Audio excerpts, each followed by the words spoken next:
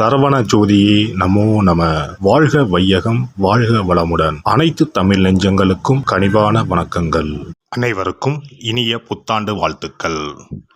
2026ஆம் ஆண்டு பிறக்க இன்னும் ஒரு சில நாட்களே உள்ளன. ஒரு வருடம் என்பது சாதாரண விஷயம் கிடையாது. 12 மாதங்களில் ஒருவரின் வாழ்க்கை மேலேயும் போகும், சரிந்து கீழேயும் போகும். 12 மாதங்களில் ஒருவரின் வாழ்க்கை தலைகீழாக கூட மாறும். அந்த வகையில் உங்கள் வாழ்க்கையில் என்ன மாதிரியான மாற்றங்கள் எல்லாம் நடக்கும், உங்களுக்கு எதில் ஏற்றம் ஏற்படும், எதில் சறுக்கல் ஏற்படும் என்று சற்று விரிவாக காண்போம்.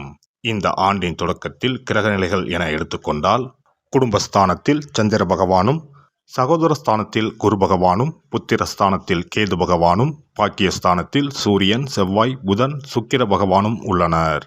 லாபஸ்தானத்தில் ராகு பகவானும் சனி பகவானும் உள்ளனர். குரு பகவான் 5ஆம் பார்வையாக துலாம் ராசியையும், 7ஆம் பார்வையாக தனுசு ராசியையும், 9ஆம் பார்வையாக கும்ப ராசியையும் பார்வையிடுகிறார். சனி பகவான் 3ஆம் பார்வையாக மேச ராசியையும், 7ஆம் பார்வையாக சிம்ம ராசியையும், 10ஆம் பார்வையாக விருச்சிக ராசியையும் பார்வையிடுகிறார். இந்த கிரகங்களின் அமைப்பு மற்றும் பார்வையினால் உங்கள் வாழ்வில் ஏற்படும் சுப மற்றும் அசுப பலன் என்ன என்பதனையும், அசுப பலன் ஏற்படுமாயின் ராசிக்காரர்கள் செய்ய வேண்டிய பரிகாரம் என்ன, வழிபட வேண்டிய தெய்வம் யார் என்பதனை பற்றியும் முழுமையாக காண்போம். பிறக்கப் போகும் இந்த புது வருடம் உங்கள் வாழ்வில் வளமும் நலமும் செல்வ செழிப்பும் பெற்று வாழ்வில் உயரிய நிலையை அடைய எல்லாம் வல்ல எம்பெருமானை வேண்டி விரும்பி கேட்டுக்கொள்கிறேன். விவேகத்துடன் செயல்பட்டு வெற்றி வாகை சூடும் மகர ராசி அன்பர்களே, இந்த ஆண்டு குடும்பத்தில் சுபகாரிய எண்ணங்கள் சாதகமாகும். அரசாங்கத்தில் இருந்து எதிர்பார்த்த சில உதவிகள் கிடைப்பதில் தாமதம் உண்டாகும். பணவரவுகள் தேவைக்கு ஏற்ப சாதகமாக இருக்கும். சேமிப்பு குறித்த செயல்களில் கவனத்துடன் இருக்கவும். மனதளவில் சிறு சிறு சலனங்கள் ஏற்பட்டு மறையும். நண்பர்களின் சந்திப்பு மனதளவில் சில மாற்றத்தை தரும். ஆரோக்கியத்தில் கவனம் வேண்டும். உடன் பிறந்தவர்கள் வெளியில் விட்டு கொடுத்து செல்லவும். மறைமுக எதிர்ப்புகள் ஓரளவு குறையும். சமூகத்தில் பிரபலமானவர்களின் நட்பு கிடைக்கும். மனை வாங்கும் விஷயங்களில் பொறுமையுடன் செயல்படவும். வெளிநாடு செல்ல முயற்சிப்பவர்கள் தகுந்த ஆலோசனை பெற்று செயல்படவும். கடன் பிரச்சனைகள் கட்டுப்பாட்டுக்குள் வரும். புனித யாத்திரை குறித்த எண்ணம் மேம்படும். உறவுகளிடத்தில் சூழ்நிலை அறிந்து செயல்படவும். உத்தியோகத்தில் இருப்பவர்களுக்கு இந்த ஆண்டு முன்னேற்றமான சூழல் ஏற்படும். புதிய முயற்சிகளை வெளிப்படுத்த வாய்ப்புகள் அமையும். பயணங்கள் மூலம் ஆதாயம் அடைவீர்கள்.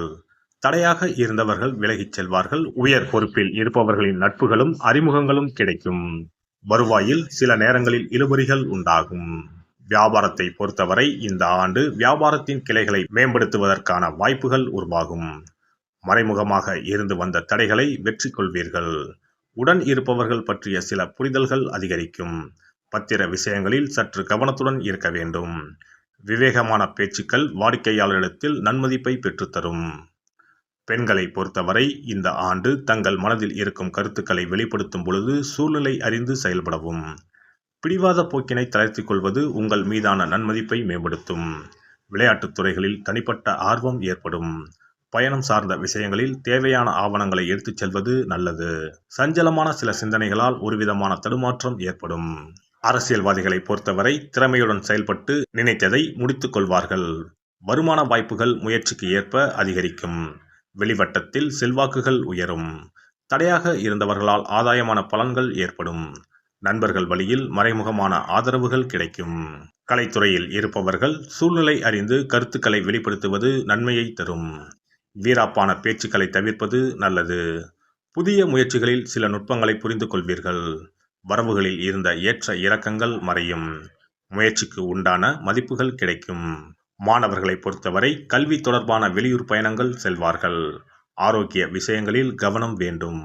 பாடங்களை 1க்கு 2 முறை படிப்பது நல்லது. நண்பர்களின் ஒத்துழைப்பும் ஆலோசனையும் சில மாற்றத்தை உருவாக்கும்.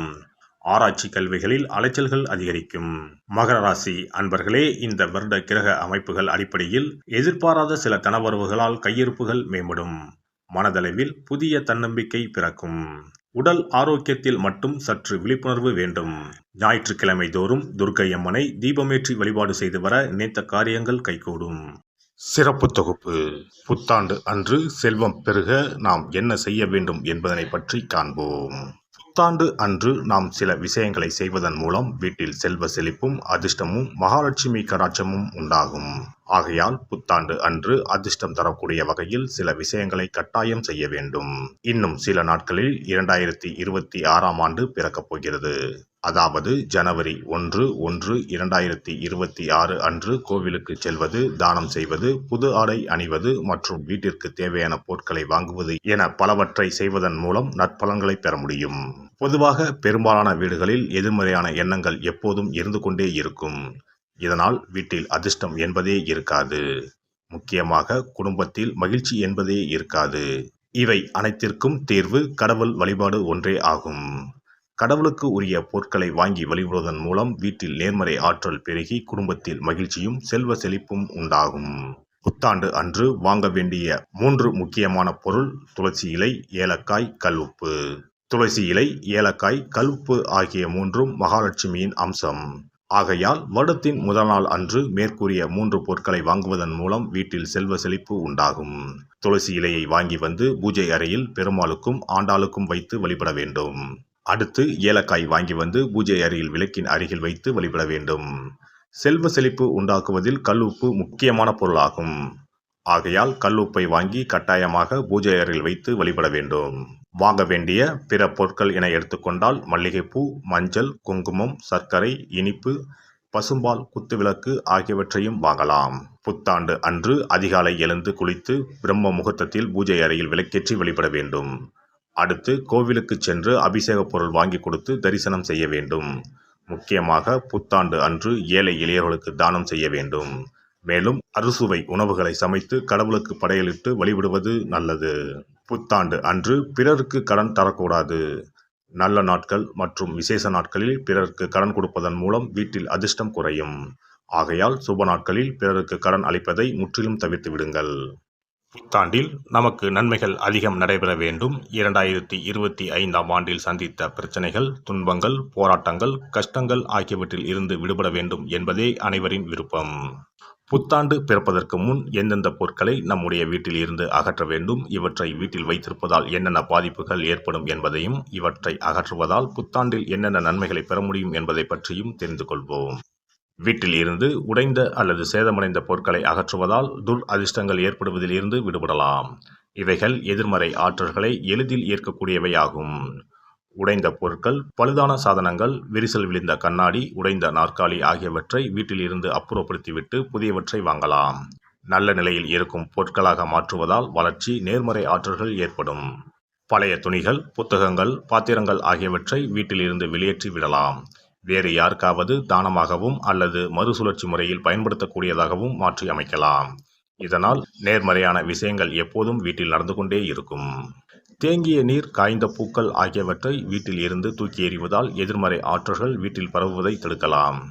புதிதாக இருக்கும் மலர்கள், புதிய தண்ணீர் ஆகியவற்றால் வீட்டில் எப்போதும் புத்துணர்ச்சி நிறைந்திருக்கும், மகிழ்ச்சி மலரும். காலாவதியான உணவுப் பொருட்கள், மருந்துகள், அழகு சாதன பொருட்களை வீட்டில் வைத்திருப்பதால் வீட்டில் தேக்க நிலை, எதிர்மறையான சூழல் இருந்து கொண்டே இருக்கும். இதனால் வீட்டில் அடிக்கடி நோய்களும் வந்து கொண்டே இருக்கும்.